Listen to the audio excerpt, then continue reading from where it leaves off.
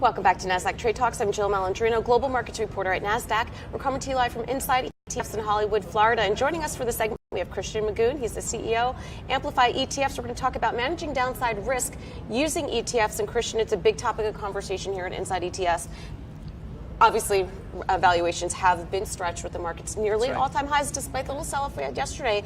So let's talk about SWAN, ticker SWAN. This is bringing a product that protects with that downside risk. That's right. So, yeah, it's funny that we're talking about it on a week of coronavirus concerns. I know, but we've almost come back from what we lost yesterday. Yeah, it's quite amazing. And it just shows you the market maybe is a little toppy to people, so they're looking for risks to maybe sell off on. And, you know, it was only one day of sell-off yesterday, but, you know, that was one of our biggest sell-off since October, I think. Right. So, you know, our Black Swan ETF is really designed to give investors equity exposure with an option sleeve. 10% of the portfolio is in SPY options, but then also always to have a protective measure. 90% of the ETF's assets are always in U.S. Treasuries. So essentially, the product is designed to work in times of fear. We know in times of fear that the money goes to U.S. Treasuries as the most secure instrument of the world and tends to flee out of equities or the S&P. So these two asset classes work in inverse correlation to each other during times of crisis. And during regular days, you see the fund, the Black Swan ETF,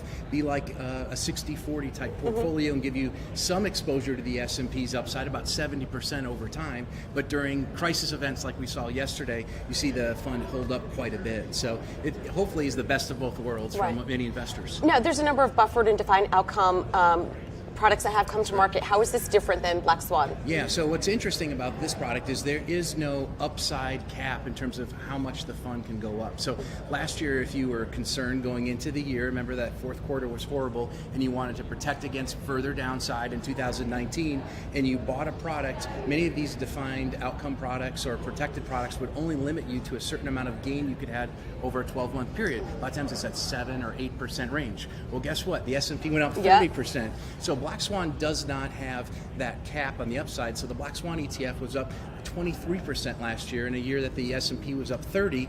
It's not outperforming, but you're not capped at a 6 or 7% upside. So we think that's a big difference, because most times when investors want protection, they probably are buying protection too late and really need to actually be buying into these dips historically. So we think this product not having the caps really helps people over the long term participate in the equity markets. So where would this best fit in a portfolio? Is it something you would have standalone, or can you use it as a longer term hedge? How would you use the product? So we see people using the Black Swan in really two ways. One is in an alternatives area to try to have kind of a lower correlated return to their overall equity market. Some groups, though, are using it as part of their core equity, basically a protected portion of their core equity. So instead of just having that large cap blend exposure, having this exposure to the S&P, but now having that downside protection in the form of treasuries, and that really helps to reduce your risk over time. Yeah, especially if you don't want to miss out on that much of the 30% move that we had last year. So that really is the differential where you don't have that cap. That's right. It's huge, especially in years like last year. You would have lost out on over 20% of return.